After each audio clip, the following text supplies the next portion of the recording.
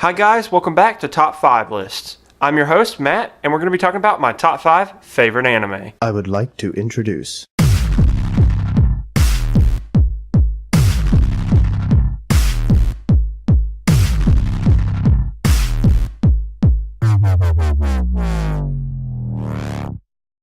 The number 5 anime on my list is a rather new anime called Kill la Kill. Now, the name Kill la Kill doesn't make any sense in English. In Japanese it makes more sense. The words kill in Japanese are very similar to the word clothing. And that's what the creator of this anime, who also created Gurren Lagann, had this premise for. He's like, these are very similar, let's go ahead and start an anime based on this.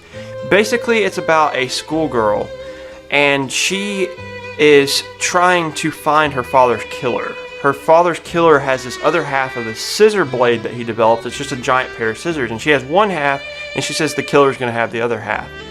Basically, in this anime, she goes to school, and she's like, okay, it's the headmistress, and I'm going to fight her. And so basically, she has to go through these different people with these things called Goku uniforms, and Goku uniforms are made of this celestial energy called life fibers, and life fibers basically grant the wearer superhuman abilities almost, and they get these superpowers based on these abilities, and depending on the level of life fibers is how strong you are. Well, she can't fight these people. She's a very strong fighter, very strong-willed girl, but she can't fight these people. So what she does is she goes and gets this uniform, the schoolgirl uniform, that lets her transform into a person who can use 100% life fibers to where she can beat these people and win.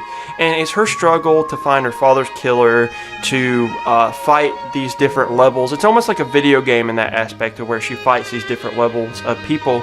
And it's a great story, very original almost. It's a little different than your run-of-the-mill anime, a little more fan service, but the story to me is fantastic, and around the halfway mark it gets really good. So I suggest watching the first 12 episodes, and if you don't like it, then go ahead. But I really enjoyed it, and that's why it was my number 5 anime. My number 4 anime on this list happens to be an anime called Fairy Tail. Fairy Tail is not too recent, it's like 2000-ish. I first watched Fairy Tail on Netflix, and it was fantastic. It was like I said with the Kill la Kill, is almost video game. Like they're getting these quests and stuff, and there's a lot of through lines to the show. There's a lot of character driven stories. Each of the main characters, Natu and all these different characters, are trying to find certain, like, trying to piece together their backstories throughout the story. So there's some of the main character-centric episodes, and then there's some of the side character-centric episodes, and I really like that. Most of them have to deal with the entire group of Fairy Tail, but then they have their own little individual story arcs, and they kind of evolve as people throughout the entire series. It's very dynamic. The group dynamic's funny. They're very funny characters. They're very comedic, but they can be serious. It's not to the level of One Piece, but it's not to the level of Death Note seriousness. It's a very fun, magic-filled anime, and that's why it ranks number 4 on my list. My number 3 anime happens to be Soul Eater. Soul Eater was developed by Square Enix, who makes the Final Fantasy games if you are a video game fan. It is a story about this group of characters who are basically in this academy for death scythes, and death scythes are these weapons. There's weapons, and then there's meisters, and the meisters are the people who use the people who turn into weapons.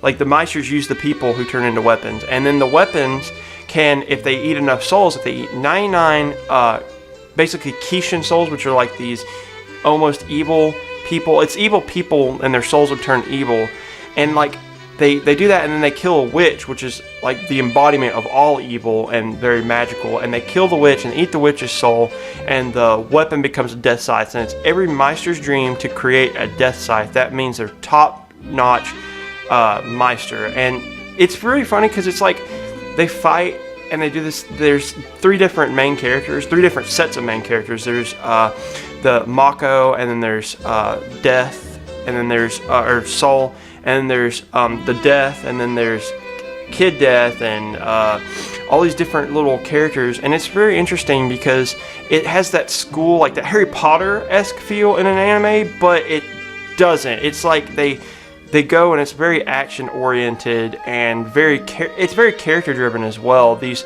characters, they grow and they have personal relationships that conflict with each other, and they each have these dreams, and they all want to reach these dreams, but they kind of conflict with others, and they're selfless and they're sacrificing, and basically it's pretty much a superhero type anime without the superheroes, and I like it quite a bit, and that's why it's my number 3. My number 2 is a classic anime. It's Cowboy Bebop. Cowboy Bebop is a very serialized anime. It has one story doesn't connect to the other, There are through lines throughout. The characters, like Spike, has to deal with the death of his girlfriend, and basically his best friends leading this criminal organization who he doesn't like, and so he deals with that. One of the other main characters, she deals with the fact that she's not from this time. She got thawed out.